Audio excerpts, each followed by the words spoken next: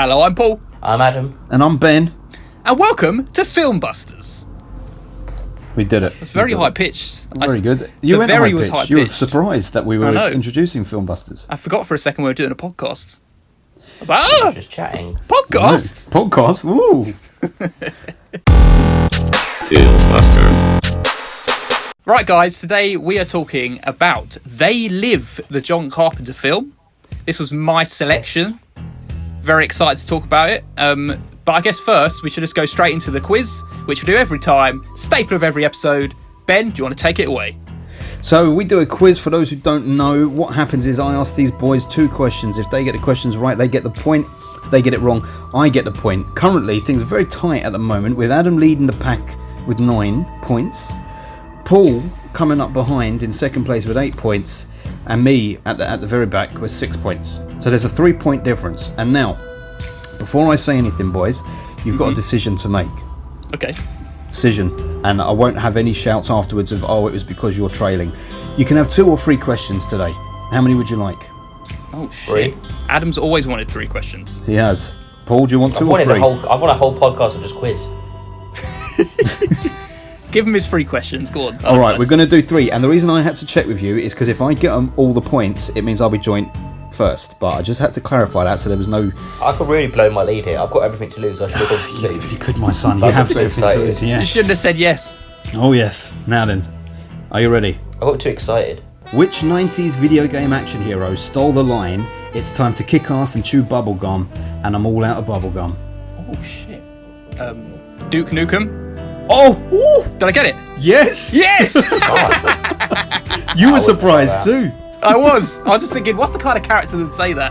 That's Beautiful. exactly right. Lovely. And that's where I first heard it. Before I saw this film, I heard it there, and I thought, oh, it's a Duke Nukem line. Oh, Only sweet. later did I find They it's say a it in film. so many films. It's such a great line.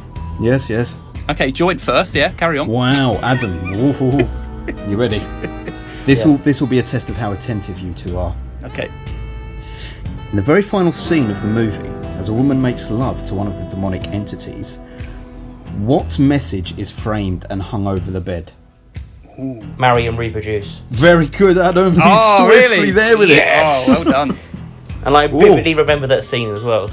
Look And at where was that. it? Where was it hanging? What, as a picture? It's above the bed. Okay.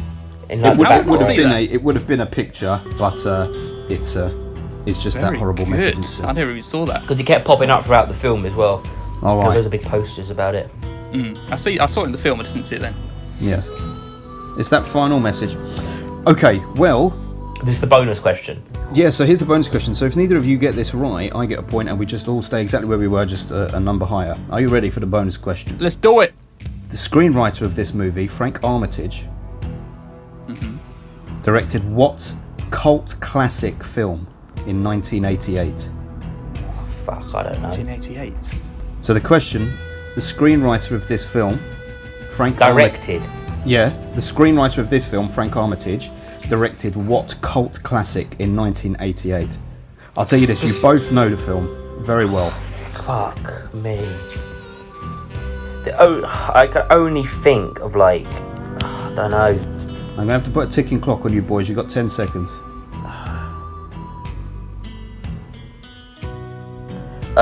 Commando. No? Good guess. Paul, you got 3 seconds. Predator 2. Now then. I would say I could only think Arnie in my head. That's all I could think of. Would you like to know what the Arnie answer film. to the question is? Yeah, go Is on. it an Arnie film? The answer is, and this was a trick question, the answer is They Live, because screenwriter Frank Armitage is actually John Carpenter, but he said, put my name down as Frank Armitage as the writer of this movie. Really? Oh, aye. Oh, wow. Oh, yes. Interesting. 88 is the year it came out. Does that actually stand up? Let me look on. Oh, IMDb. mate, off you go and have a look. It says writer John Carpenter. Oh yeah, as Frank Armitage. As Frank Well done. Armitage. Yeah. Frank Armitage was Interesting a trivia. character in something. Yes, that was the bonus one. If you'd only asked for 2 questions, you wouldn't have got that question. But there you go. It's worth it, isn't it? Well, look at that. We're all exactly where we were when we began. Just a number higher. I'm really annoyed though, Ben. I was hoping you were going to ask me who did the main character play in Always Sunny. It's too obvious, isn't it? You would have got that straight away. I would have got that straight away. I was prepared. I had my whole since I watched the film, I was like, yes, this is going to Yes. happen, and I'm going to get this point. Yes. Roddy Piper. Roddy. Shall we get to the episode since we're already starting to talk about the film Yes, now? yes, okay. Yes, so yes, yes. let's segue into and play the theme, I guess. The main event. Here is our feature topic, plus Adam might do a rubbish plot summary. Are you fucking serious? Right, today we are talking about They Live, the John Carpenter film. It is a spoiler episode. We will be going straight into spoilers, no hanging about. But first of all, Adam would like to do a lovely plot description. Oh yeah. I actually forgot how to do a plot description for this film. Normally when I'm watching the film Forgot nowadays, how to. I think about what I'm going to say. So this First time for film is everything. about a guy who basically gets a pair of sunglasses that let you see the world for what they are, and him and his buddy go bust the world down. They remove the lens of what the government or the man make you want to feel like life is, and open you to the harsh realities of life. Yeah. Would you Alright. like me to talk about the film first, I guess? He has to. You have to. You Okay, must. I have Yeah. to. Yeah. So I gave this film a 9 out of 10. I really love this film. I watched it last year, and I'm so glad I got to watch it again. It was a lovely little treat. It's such a simple plot. It's short. It's a tight film, a little bit ahead of its time in some ways, about the elite pulling the strings and the brainwashing and the oppression. Love it. Seeing the world in black and white. Do you like that? Yes. Yeah. It's good, wasn't it? It's so 80s. I love it. Like the sunglasses, the jeans, the hair, beautiful stuff. I love the soundtrack. It's like that bass drum. Boom, boom. It's like an old detective film. The way it is. It's like so ridiculous, so funny. The one-liners are fantastic. But there's also some like I guess it's kind of like in the horror genre. So, and there is something like oddly scary about it as well, and off-putting when you're looking at these disgusting creatures when you put the glasses on. But other than that, I absolutely love the film, and I absolutely love the fight scene that lasts like 5 minutes, which is great. For ridiculous. It was like, ridiculous, but great. Just because they got arrested in the film. Yeah, of course. Go on then, And that's Adam. my review. 9 out of 10. Alright. Okay.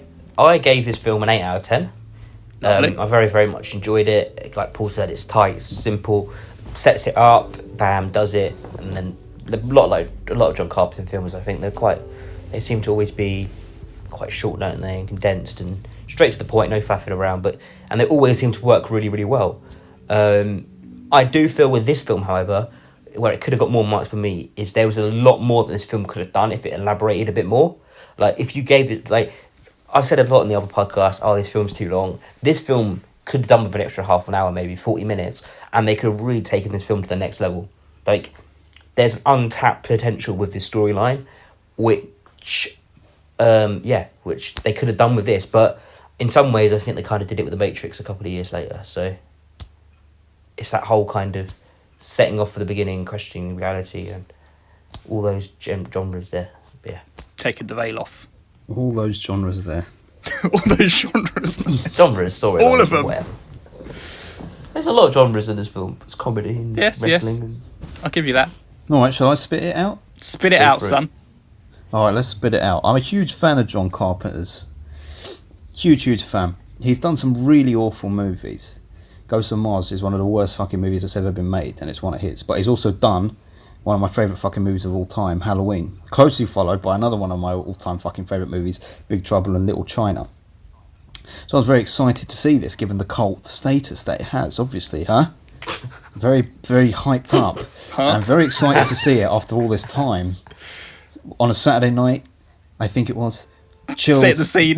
Now's the time. It's only 90 minutes as well. That's a short runtime. Fantastic. I'm going to love this. The movie starts off, the music kicks in. Oh, this music. Oh, here we go. John Carpenter's here with a banging soundtrack already. And it was all downhill from there. Oh, shit, Really? son. I'm being a little bit harsh because you both gave it a 9 and an 8, so I'm going to have to lean into the negative. It's a Of course. 7 out of 10, which is not terrible. I Okay. enjoyed it, Okay. but there was a lot of things that I had issues with, and we can talk about them. But ultimately, what you both said, a nice tight film. I agree, nice and tight, and thank God it wasn't a minute longer, because it felt like it was a 3-hour film. It felt like a bit of a slog to get through. Yeah, I was surprised, because it felt like I kept comparing it, maybe unfairly, but I kept comparing it to Big Trouble in Little China, and I was thinking, how did that film manage to make a longer runtime zip past, and this one is dragging, given the subject matter? It's a 7 out of a 10. Let's go. Come on. This guy's on foot. This guy's on his feet. The other guy had a truck. Kurt Russell had a truck, so he could go quicker. He didn't have a truck. He had the Pork Chop Express. I'd say that Big Trouble in Little China drags a little bit more. Rubbish. That's the worst thing you've ever said on this entire podcast. Take that back. You can take back one thing you ever say on these podcasts, and that's it. That's your worst take ever, my friend. Big Trouble in Little China is such a superior film to this one. When did you watch Big Trouble in Little China? When I was a teenager. Yeah. But that's got nothing to do with it. Yeah, it does, mate. No, it doesn't. It really doesn't. No. Yeah. Nothing to do with it. So the big thing here is it's a great concept, right? It is a great premise, absolutely, and it is ahead of its time, I would say, for sure, yeah. And bringing that political stuff into a horror film in that very 80s John Carpenter way, great, okay, done well. The problem is he never got out of the starting gates with a concept. He was like, okay, there's an elite that rules over the world that people are so conditioned they can't see. What are we going to do with that? What we're going to do is get an uncharismatic, and this is one of the major failings of the film, an uncharismatic lead actor who is better known as a wrestler to play this role so that no one could humanly relate to him. And then we're going to drag out and protract scenes that really don't need it, such as the fight scene. Oh, see that play, I absolutely love that because it's just so ridiculous. Loads of people do, but I didn't. So this is what I was just saying before. It's like this, what like we used to have Ben. Like it never got out of the starting gates. I don't agree with that statement completely, but I feel like there was another level this film could have gone to. I don't think it could have had. I don't think it wanted it to have anything more. There's a lot with this idea, especially. There was really like you've got a whole one world of like look at the Matrix, for example. Like you have this whole kind of story now ready to go.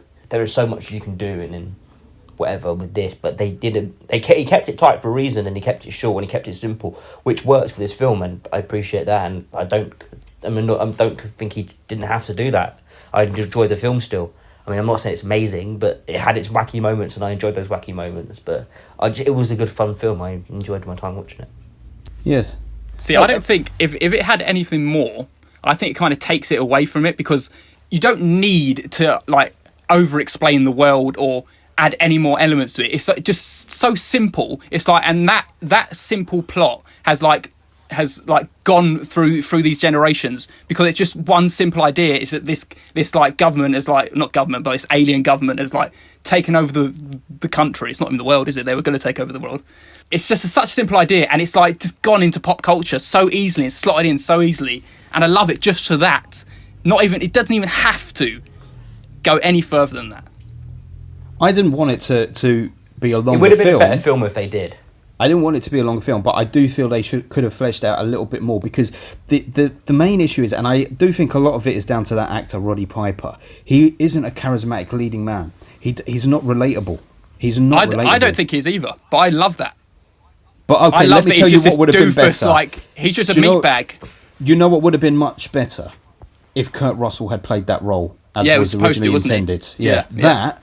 Immediately when I read that, I was like, "Oh fuck me, that was a good film gone begging." Because they had Roddy Piper in. Apparently, they really whittled down how much dialogue he would have because they knew that he was going to be more about how he looked and how he physically emoted and reacted to situations.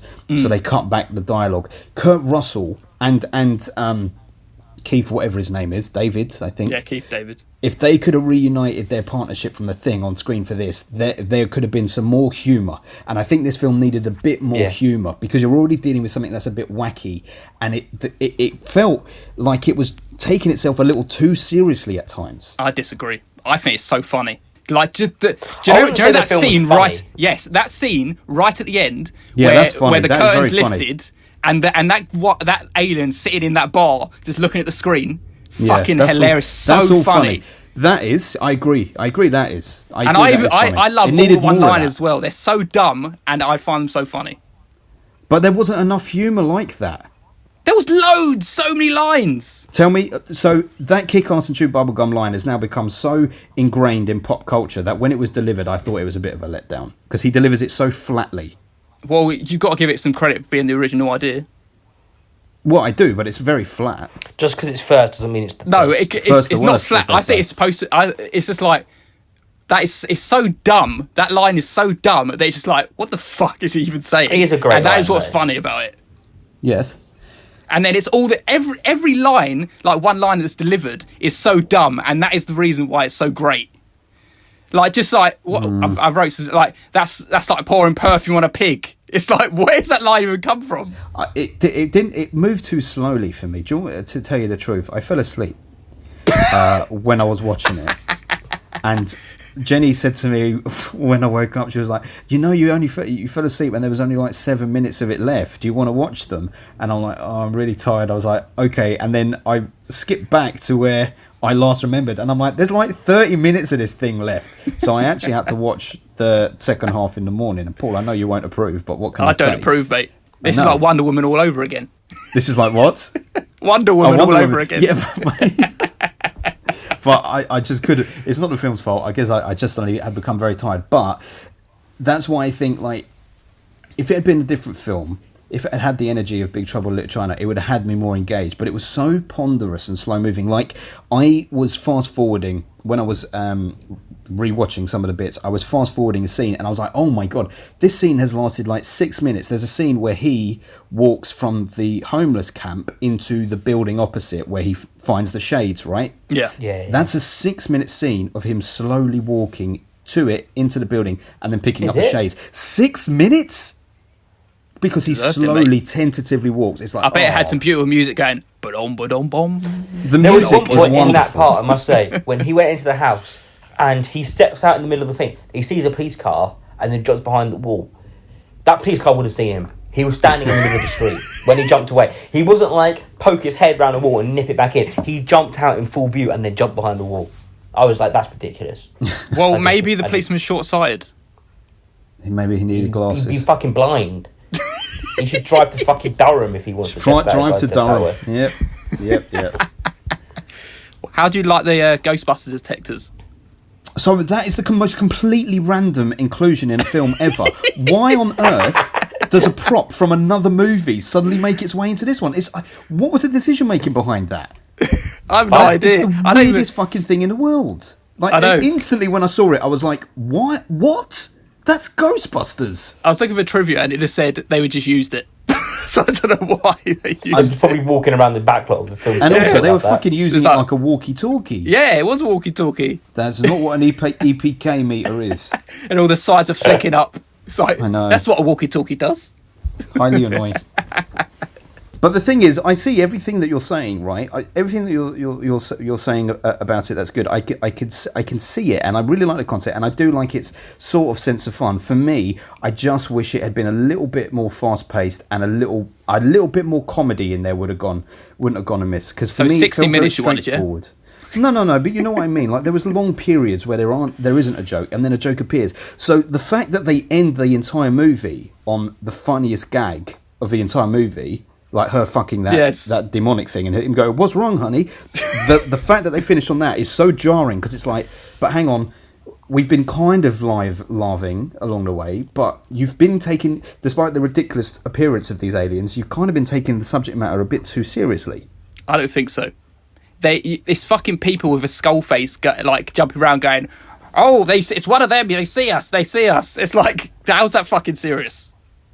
Well, that's what I mean. I think I don't think you are necessarily meant to laugh at that. Let's take this seriously now. Well, you were tired, weren't you?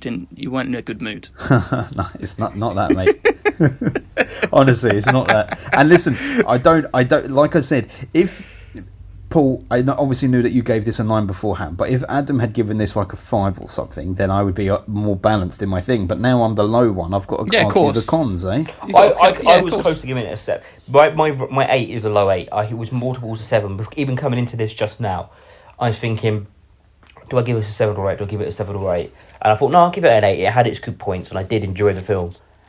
But I do wish they had gone further with it. Like, there is more potential there was untapped potential in this film that they didn't use. But I still enjoyed this very much. I think you're right, Adam. It's that that's it for me. It's just that little bit of untapped potential, just a little something more, which for me would have been a little more comedy, not just like silly gags, but leaning into the ridiculousness of the situation a little bit more. I think would have won itself well. I kind of like the subtlety of it. The subtlety. If it was too over the top, I don't think it would have been as good as it was. It was just like silly one-liners and like the odd scene every so often where you see like a fucking skull face say something stupid or or in a stupid situation.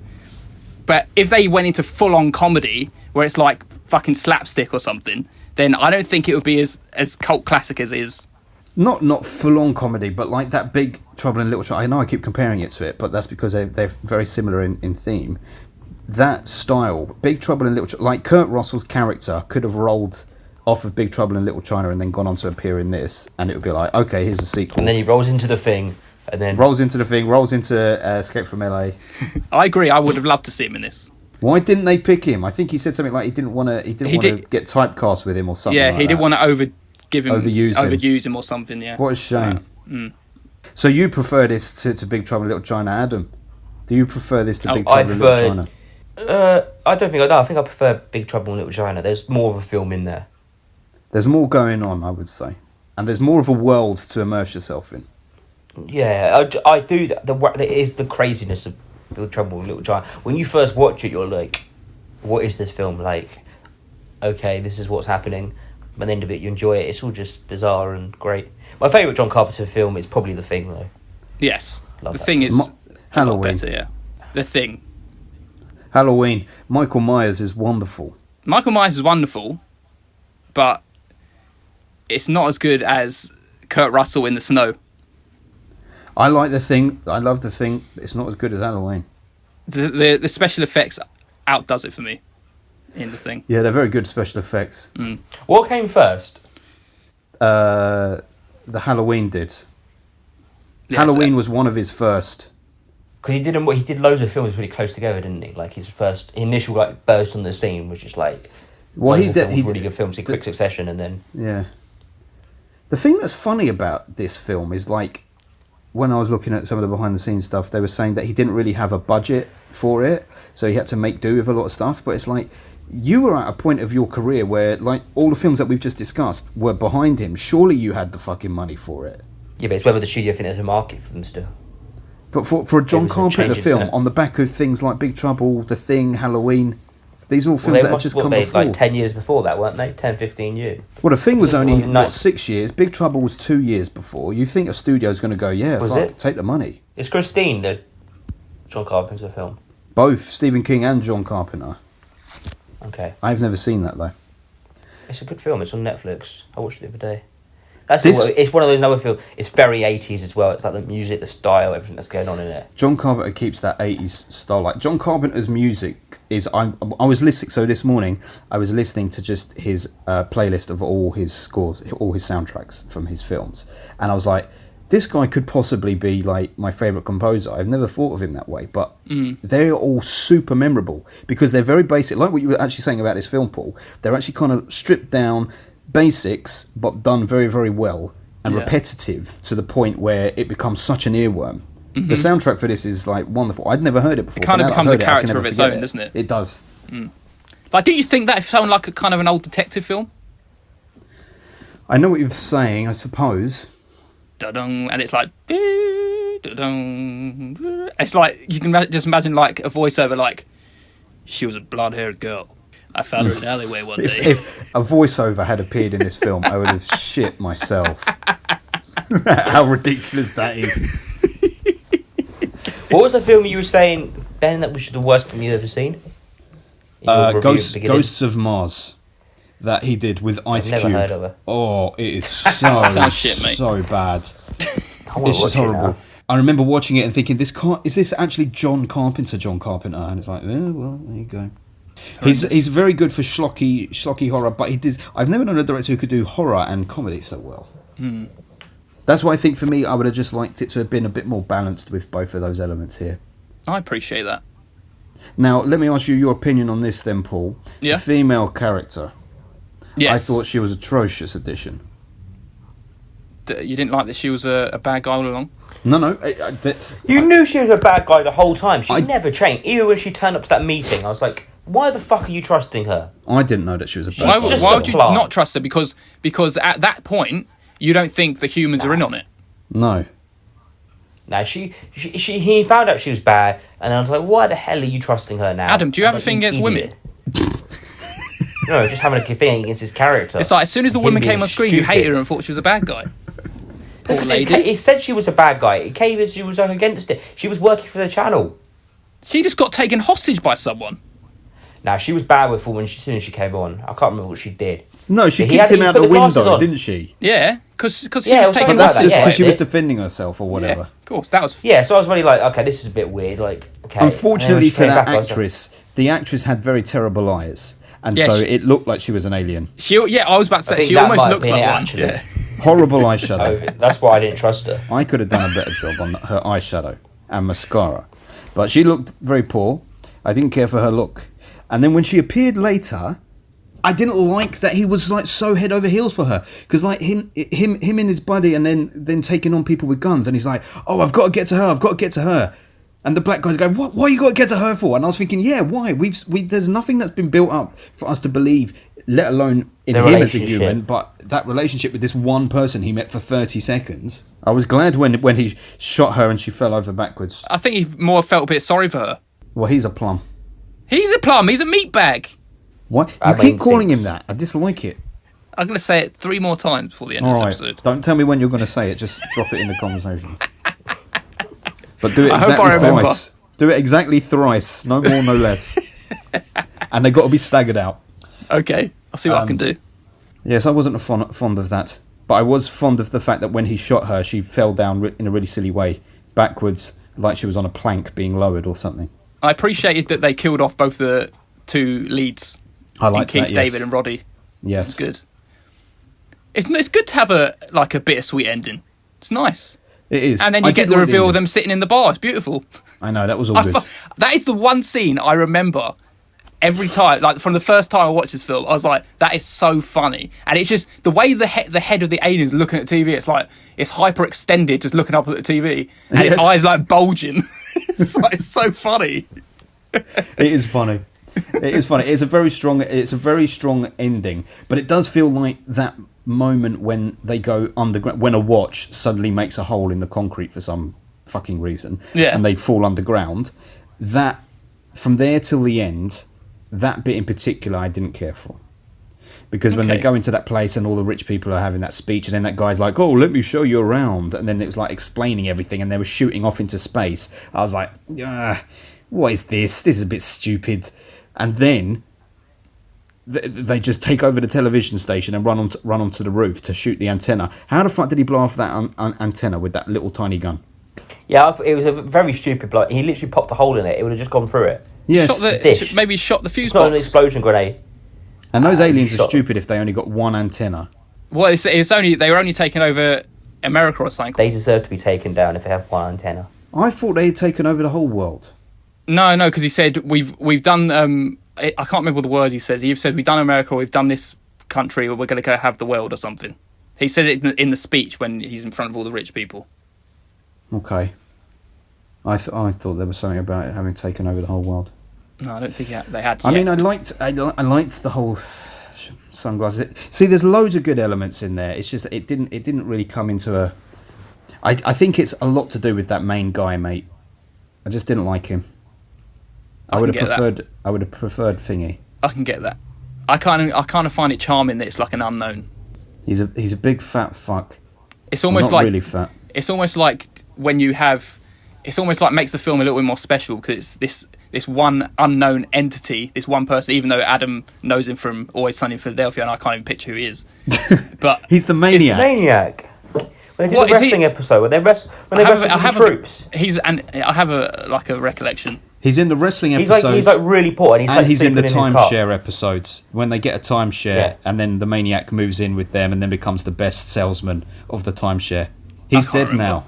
I can't remember. No idea. Also, But I think it's did quite. look through Let me his finish film. my point. Oh, I think it's fuck quite off. charming that it's this one. Like, if it was like Kurt Russell, it's like, oh, it's another Kurt Russell film. Where this is like, it's just this film with this one person. It's almost like he becomes the character because he's in nothing else. So it's like it's like a film that's just like a I looked solid through his film with one filmography, person. and he's in a film called Wrestlers vs Zombies. Who wants to watch that, mate? Yeah. That's the kind of fucking shit you watch and you give it fucking 9 out of 10 because you were high on the face. You would Wrestlers vs Zombies. That sounds like fun. No, it doesn't. Yeah, I mean, I guess I could get that as well. Come on, let's talk about this fight scene that you like so well. Well, it's just I ridiculous. don't remember it isn't too tough. I just remember it going on for ages. It went on for a while. I was like, just wear the fucking sunglasses, and he won't punch you in the head. I just love put them on, take them off. I love ridiculousness in films. Yes, you do. That's the problem. That's the crux of the matter right here. It's a isn't little it? bit slapstick, and it's just over the top, but it's kind of has a little bit of charm to it. One man's charm is another man's annoyance. Put that on Exactly. my gravestone. Exactly. Tell me about it. From this one Like film. Timothy Chalamet, he's charming to me, he's annoying to you. Exactly. Well, do you think he's charming in real life? I haven't looked at any interviews with him. I would like to have seen Timothy Chalamet in this lead role. That'd be quite Yeah, nice. never mind. That would be good, wouldn't it? Yeah, I wouldn't mind it. They're doing a remake next year with him in, so perhaps. So anyway, this fight, Yeah. it went on for fucking ages.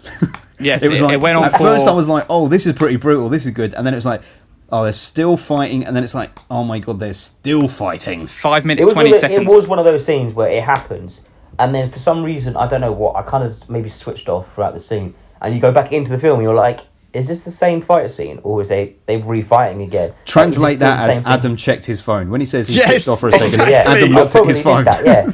I was like, this is going on for too long. Let's see what's happening on Twitter. Only a Oh, person shit, they're who's still going on. looking at the screen would say, is this the same fight?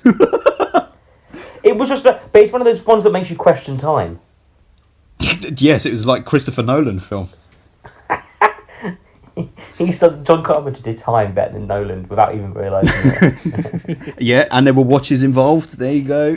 Yeah, On sunglasses. beautiful. This was actually Tenet. This is the big thing. It was released years ago.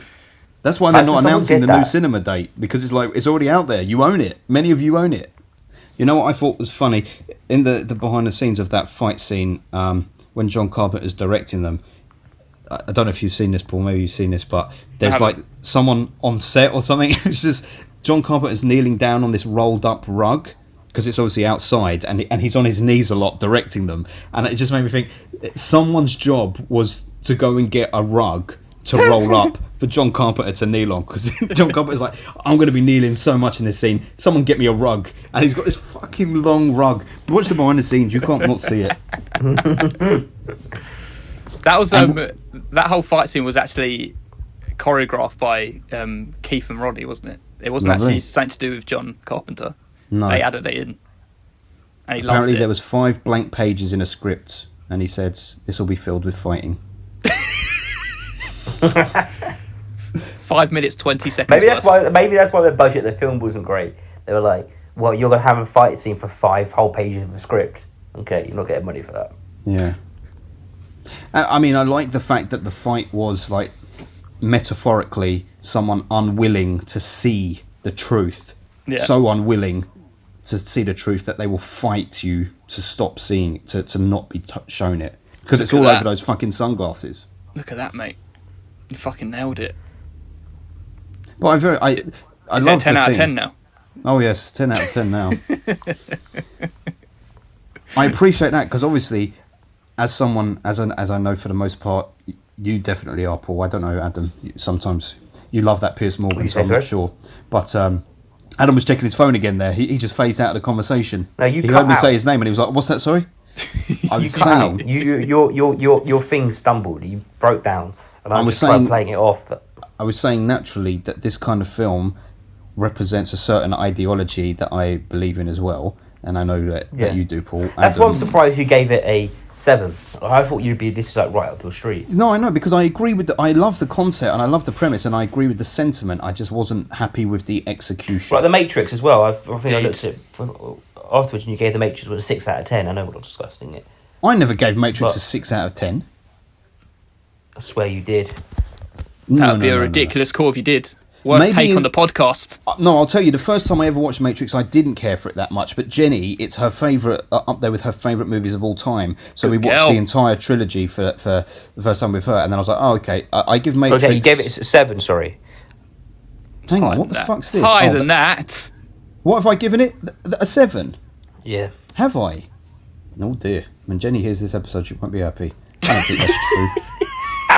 Oh, I have given it a 7. Well, then, do you know what? I give the follow-up an 8. I must have. I need to Don't be revisit them. ridiculous. The first one's the top one. No, I have a lot of love for the follow-ups, actually. I enjoyed the follow-ups. I enjoy them too, but Well, one of them's a 6. You give Reloaded a 6. I think you're talking And shit, you've mate. You're given talking out your arse, Revelations aren't you? a 7. Well, see, the Revolutions... I have to rewatch them again. I need to think rewatch you it. I do. don't think I've seen the second and third ones, to be fair. But this film is owed a debt because without this film, The Matrix wouldn't be made. Yeah. That's what I'm saying. Like, Paul, is this better or Matrix? Matrix is better. Okay, so... But you still like and appreciate this film, and then you say often that you don't like films that you can appreciate that they may have helped inspire something else, but you don't like it if it doesn't stand on its own merits or something like that. You say. No. I've said before that I don't think a film should be rated high because they did it first. I said about The Thing the other day, watching The Thing, the second follow-up to The Thing, which is actually a prequel. I said that paying like using scenes that pay homage to the original doesn't mean make it a good film. That's what I was saying.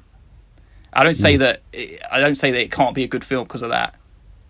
I just mean that if that's the one element they're trying to portray, and that's the one good element, it doesn't mean the whole film's good.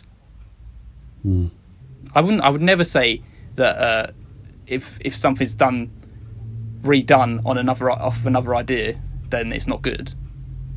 Because Scarface. Yeah, no, I know. I'm not knocking remakes. I'm not. But what I mean is that you have said to me, maybe not on the podcast in the past, but you've said about older films, like you've said. I'm trying to remember how you put it, but you said something like you don't believe in because a film did something that was good at that time and unique at that time, that it should still be heralded as something good by today's standards. Something like that, you say. Yeah, you say like I agree. maybe if it was significant, I agree with that. then, I agree with that. Yeah. I agree with that statement. But then wouldn't you say that They Live is in respect, like the sentiment still stands, but the film itself doesn't? The film is very No, because I love the film. Well, look, I could still.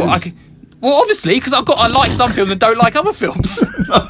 Your logic is picking and choosing. I mean, do you like the bit where the black priest is talking at the same time as the telly is? Oh, I loved it, mate. That was my favourite bit. That was in the one film, of my I think. favourite bits. Yeah. That was when it happened. I was Even the like, gag at the oh end. shit, this is some weird stuff How happening do you in this think he film did now. it? How do you think he did it? Do you reckon he had to memorize it, or he was like he could hear it and he just had to speak over it? Maybe he was hearing it a second before and just repeating what he heard. Like, go ahead, let's try it now. You say a sentence, and you say a couple of sentences, and I'll try and say it like a split second behind you. That's difficult shit. That's difficult. Come on, you have to do it. You can't just stop and start. Just say some sentences in a row. Yeah, but it's hard. Yeah, but it's hard. I guess it's kind of I the guess same it's- thing you got to do. Oh, isn't it it? keeps 'Cause cutting out when I talk, so I can't quite hear you. It was a skill. That man should have got an Oscar nomination at least. he for should that have scene. at least, yeah. And here's something. Me and Jenny were so confused. We had to rewind the film, and we were like, "Who the fuck is this guy?" So at the end, when that guy is in the fancy banquet hall and he turns up and he's like, "Oh, I didn't realise you joined us." Oh, yes. We were like, "Who the Yeah. fuck is this guy?" The guy watching TV. Yeah, Getting- but yeah. we were like, "Who is he? He looks so different." But you're looking at your phone on that point. No, it's when I'd fallen asleep. We had to rewind the film to try and find him, and we were like, "Oh, is it his boss at the building site?" No, Oh, no, your that's viewing not of this film was all broken up. him. No, we didn't rewind it while we were watching it. You watched it in like 8 finished. segments. Did you After watch the the film ending before you finished, watched the middle? We rewound it. I bet you woke up with like, I'll just watch the end and I'll go back. No, it wasn't.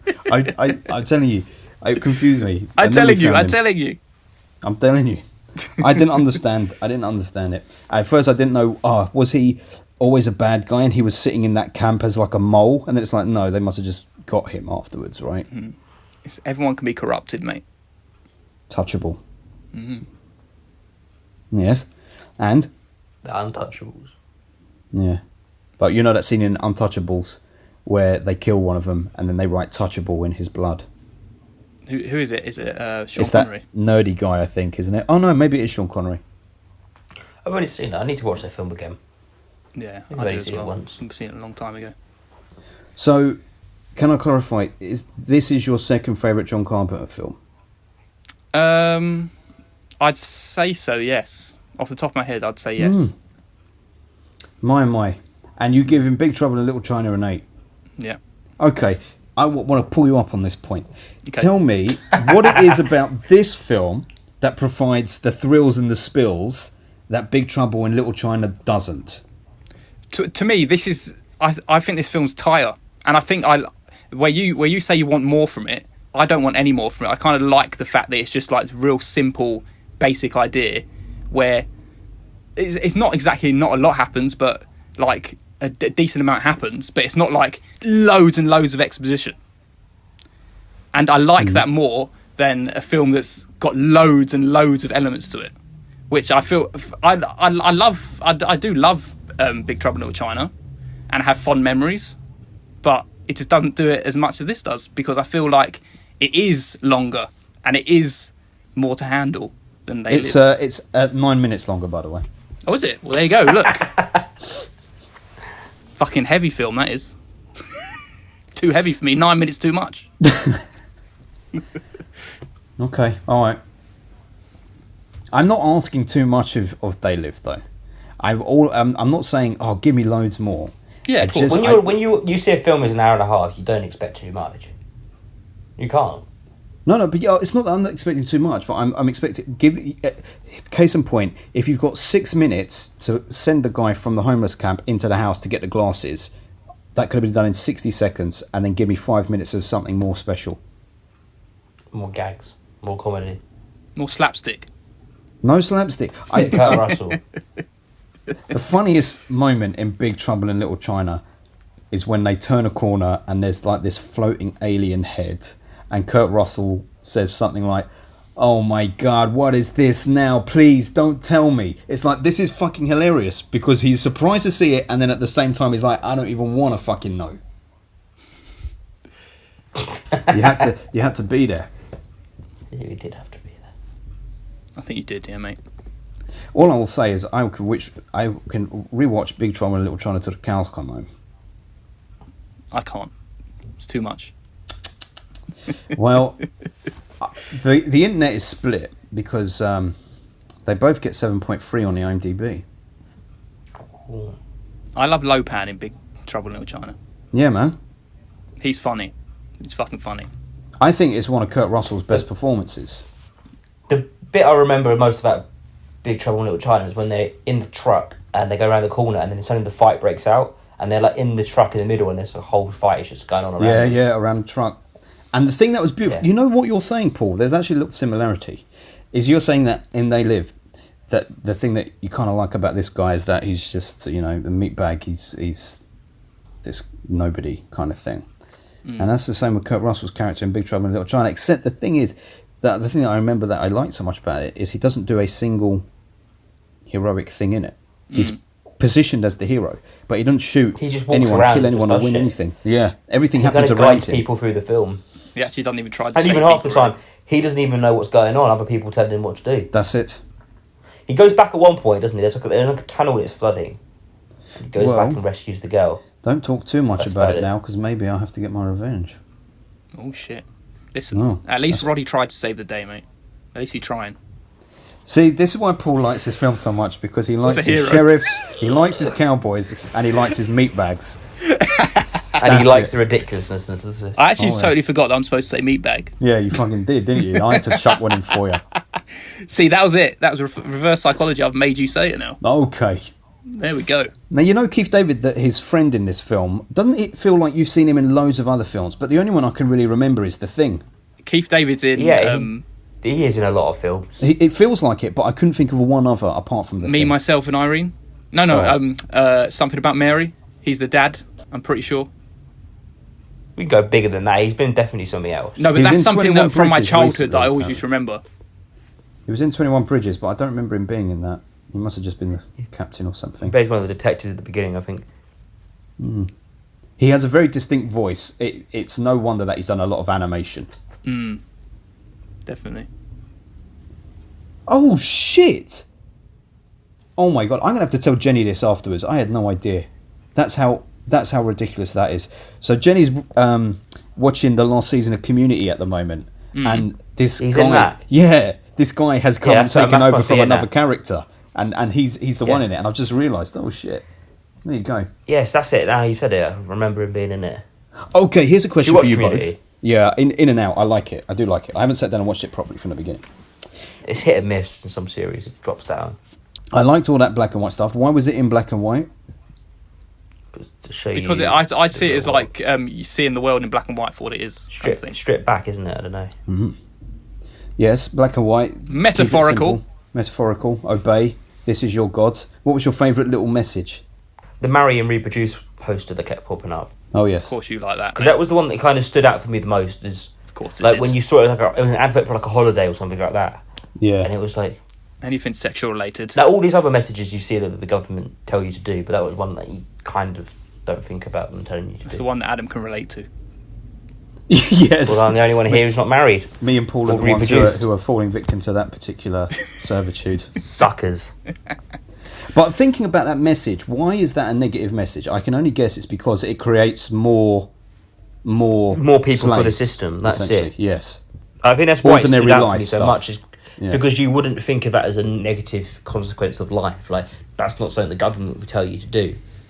That's why I don't think it was negative, and that's why I think that's why it stood out for me the most. The government do want you messages. to get married, though. That's why they offer tax breaks for people if they're married. Yeah. It's almost more like keep your head down, get Yeah. married, have a life, just live your life like a normal person. That's what. Yeah, it's kind of don't worry saying. about nothing else. Yes. Yeah. Don't read between the lines. How about this for reading between the lines? What do you think about the fact that he came under much criticism from the Jewish community because they said that this was an anti-Semitic film and he was basically saying Jews run the world? In what sense? This run by a media I don't know where it organisation. came from, but there was a big backlash against him saying that it was an anti-Semitic film and he was basically saying these people were Jewish people.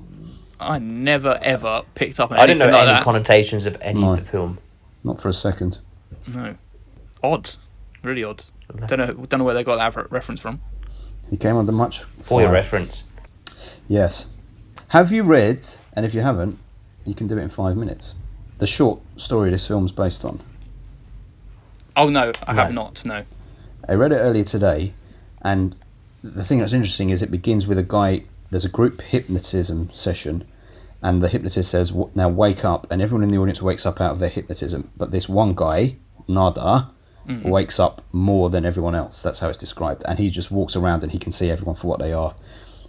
And then he kills one of them, and then his girlfriend's like, oh my god, you've killed a man. He's like, you can't see it, can't you see what this is? And this girlfriend's like, no. And then he kills the man's kids, and he kills the man's wife. And then he runs to the TV station, he kills the hosts, and everyone on TV suddenly sees them for what they are, and then he has a heart attack and dies. Fantastic. That sounds like a better storyline than this film. It's interesting. It probably would have been more interesting if it was a bit of a twist ending where it was actually just him and he just gone mental. I was thinking that was the way it was going to go. Yeah. Oh, yes. Do you think that would have worked in this film as well? You think that would have been a more interesting ending if that happened in this film? Well, it depends whether. Because he got so many other characters involved, I don't think it would have worked. But if it was No. like him and he was trying to convince everyone else, but then he'd just give him the sunglasses, so it wouldn't really work. No. It'd be like the media gaslighted you. Like, they think you've got they made you go mental when you actually haven't gone mental. Anyway, I think we finished with this film, haven't we? Well, I was just going to say one final thing. I think this is Okay. very aptly timed for us in the UK because at the moment we are currently, for the last 2 to 3 days, being sold the absolute shite from our government and the people at the top telling us that something which is plainly criminal and basically catastrophic is totally normal and we should all just accept it. Carry on with your lives. Let's move on. This is a reasonable thing. They say it enough and enough and enough on TV, and all those people who were outraged at first suddenly start going, okay, all right, well, what can we do? Let's carry on. Let's carry on. Let's Yep. carry on. It's exactly how it works. They always have the upper hand. That's why this shit never brings these fuckers down. I've got a 100%. feeling it might be different this time. But when you've got a president of the United States right now, the funny thing is, in this film, it's meant to all be subliminal. But you've got a president of the United States at the moment who isn't even being subliminal. He is saying the most outrageous shit and getting away with it. And the country loves him. The country loves him. So it begs the question, if They Live actually did happen and everyone was revealed for what they were, what the fuck would people actually do? Nothing, because they're doing nothing now. They vote them in again. Yeah. Yep. Sons It of... is an He did odd all right world for we me. live in. See, this is why I love what They I said. Live. Look at the realism. Yes. Ironically, this podcast has ended up how the film ended. So it's a silly thing. We could have had more laughs in this, but we actually talked very seriously. And I feel Yeah. like we should have had a few more laughs along the way. We talked too seriously about this film. So it's a fitting companion. Why are we talking so seriously about this thing? We I always think do we're in a this. serious mood today. Last We- week we were a bit silly around, but this week I think we're quite serious and on it. We're too silly with the serious films and serious with the silly films. It's true. It's we've got to bring. I don't know why we did We've this. got to bring a balance to the universe. Well, I'm disappointed. In this film or this podcast? No, we should have been funnier. The people are listening and they don't like that we were so fucking serious in this podcast. I'm telling you. I think you're bringing this. You're bringing the fucking tone down right now, mate. Well, Even we lower. we need to address the elephant in the room. I want to get out ahead of this thing before other people start talking on Twitter and saying We've got to be natural about it, okay? You can't force the humour. everyone says we're not funny anymore. We have become more serious recently, I think. Oh, stop it. You are contributing to the problem. You're meant to say it doesn't matter what everyone else is saying. It doesn't matter. We are the more important. They should be agreeing with everything what we said. Anyway, all right, so we took a little break there. On average, that averaged out as an 8. So we consulted the score chart, and in order from best to worst, these are our 8s. Midsummer, Black Panther, Upgrade, Smoke, Halloween, and Last Jedi. And it is positioning right between Halloween and Last Jedi. So it's below Halloween and above Last Jedi. How do you feel about the fact that a John Carpenter original is actually below a John Carpenter remake, boys? I think it's terrible, but I'll agree with it. It's terrible, but you'll agree with it, eh? Yeah, just like They Live. I'll be one of the people with my eyes closed. Well, yes. Keep it topical. Yes, keep it topical. But there's one thing we got to do before we round off this podcast. We got to say who would be in this film. Oh, shit. There's only two people in this film. As always, Ben would be Roddy because he's got to be the main character. No, I don't want to be Roddy. I want to be Keith. Sometimes you got to take it, Ben. Sometimes you got to take it. I'm not that meatbag. I can't be him. I would say, because we pick Adams every time, I'd say Adam is the man who was sitting in front of the TV who just gave up and joined them. Yes, and converted. I was like, come on, boys. We got to be them two. We got to be Keith and Roddy, mate. Yes, you be Roddy. Please be Roddy. And Adam's there like, come on, guys. And just disappears with a twist of his watch. Little Yes. bitch. They never got him. They never got him after that. You realise that? No, yeah, he escaped. That little fuck. Adam, you fucker. Just like Adam. Slimy little Adam. I'm not a little fuck. You would be the first to turn, Adam, and no mistake. You'd be like, Yes. oh, it's not so bad. You just got to go with it, boys. You just got to go with it. Just like with coronavirus. It's not really going to get us. I just want to go back to it. Path of least resistance, this guy. Got no patience. We love None. you, Adam. It's why we treat It's you modern so. youth. Paul is Roddy Piper, and I'm Keith I'll be David. Roddy. I'll be the meatbag. Yes. The funny thing is, Ben's got more of the charisma of Rodney. Rodney. This is Only Fools and Horses. Just hasn't got the height. Oh, Well, that's very beautiful. nice. We got 2 more things to do, haven't we? We have to speak about what our lovely listeners have said. What did our lovely listeners say then? Okay, so firstly, I've got Jamie Russell, and he said, I enjoyed my rewatch of this, and I'm a major Carpenter fan. It has dated badly, but I love how it's basically The Matrix for the analog era. You said it, Matrix for Adam. the You said analog The era. Matrix. Yeah. That's Yes. true. I've got one here from Batman Surfs. That's a cool name. I really enjoyed it. Admittedly, I haven't seen it in a while, and it's one of those I fear to go back to in case it's not as good as my memory of it. Yeah, I think it might be one of those films that sits better in your memory than... Nope, I watched it again, and I was just as happy. I feel like, I don't know, I reckon the highlights of it are probably what stick with you. But Paul rewatched it, so what do I know? Does Batman ever actually surf? Only Adam West. Right. He always surfs. Yes. Jabba 2000 said the film still holds up very well. It has it all. Comedy, action and thrills, though not enough comedy for me, I'll have you know. Such ahead of its time in terms of the aspect of the government is watching you, or subliminal advertising. Epic fight scene between Piper and Keith David. Well, there you go. We'll have to agree to Epic. disagree. See the I word? mean, Keyword I think epic. that's Paul wrote that one. Yes, yes. Paul wrote them all. He's all of them. Definitely Batman surfs. Damn it. You got me. I thought that was like, you wouldn't ever guess that. Batman surfs. I'm not a Batman fan. Thank you for all your puny comments. We take them on board. We love them very much. Always keep telling us your thoughts. We love them, really. They're not that puny. So, before Adam picks the next film, which we are going to be recording very soon, I want to tell you all about our next episode, which is coming up. And it is going to be very, very special because it is our first ever Filmbusters collaboration.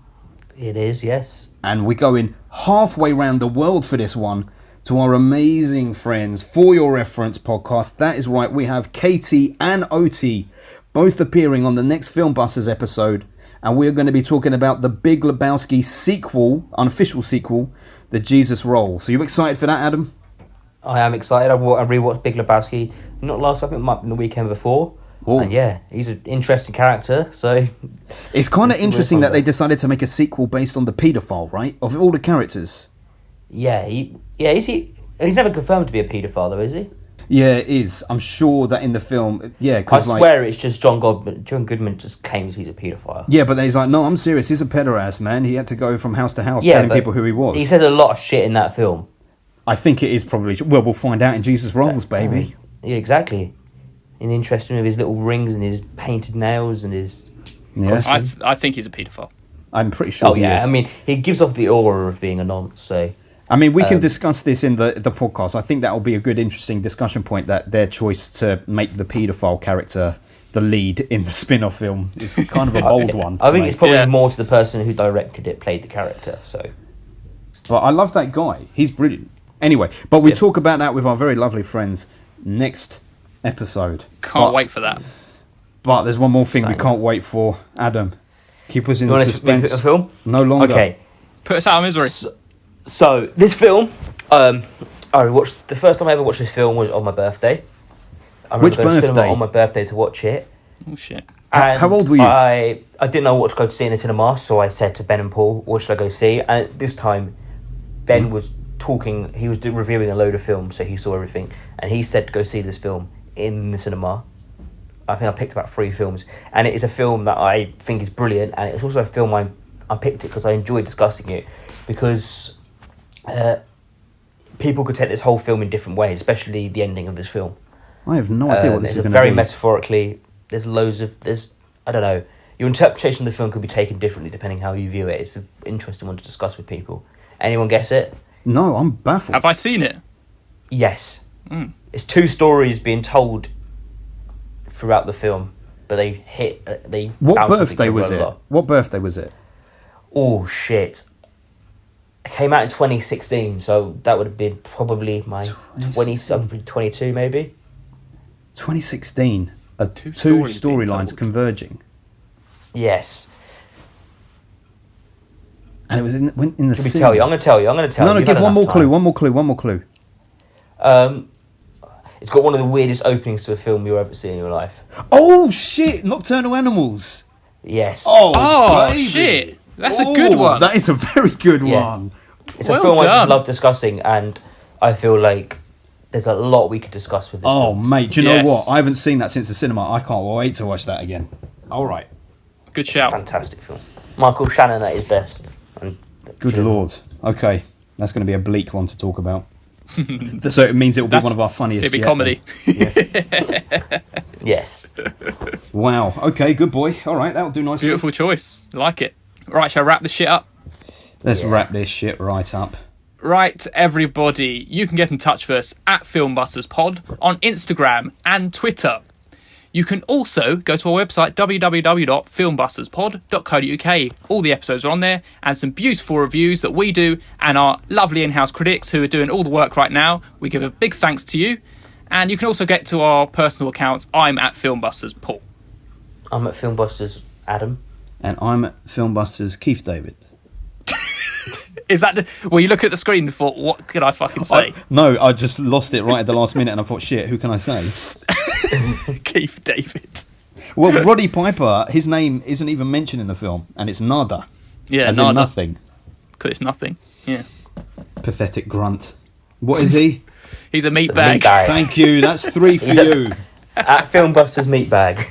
Yes, why didn't I say meat that? bag. Oh man, that was a missed Missed the well, no. opportunity. Paul, you should have said it actually. You should. I always say my name. I'm the sensible one. Can you change your Twitter username to that now with no explanation? Never. Filmbuster.